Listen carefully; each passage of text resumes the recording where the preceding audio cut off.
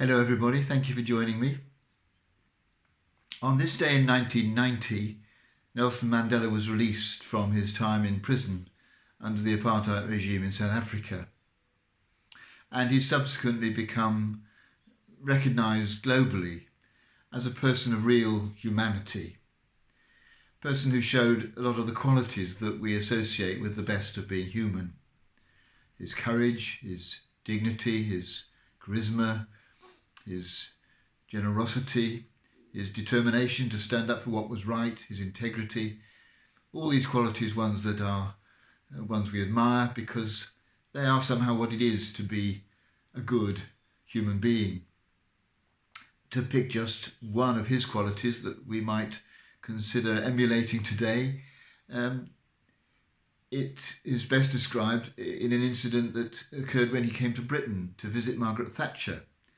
The day of the meeting was wet and wintry and cold, and Winnie Mandela, his wife, suggested that he ought to go back to his hotel room to pick up a raincoat before he went on to his meeting. And he said no, he wouldn't do that, because if he did, he'd then be late. And to be late for a meeting with the Prime Minister, who had rigorously opposed any anti-apartheid boycott, would show lack of respect for her. And he wanted to respect her even though she was an implacable opponent of his views.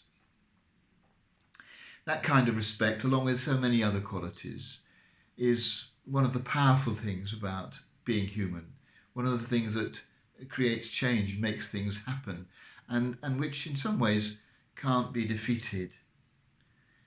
He wrote at one point about the power of humanity, and was proud of the fact that the dehumanising experience that he went through on Robben Island hadn't undermined his own.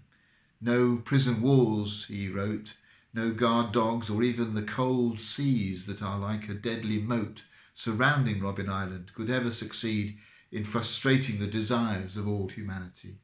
There's a power to being human. There's an ordinariness too. It's not just the great and brave things.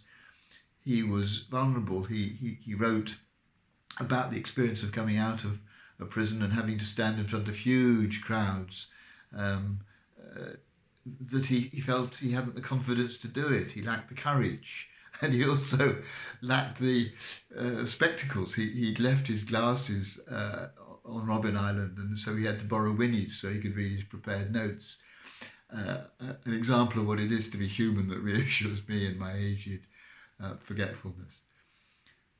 But I think today I'm going to try and affirm again the qualities of humanity, all the things that make a good human being, to allow those who have shown them to influence me, to rejoice in the power that kind of humanity can have in the world, and to commit myself once again to being the best human being that I can be.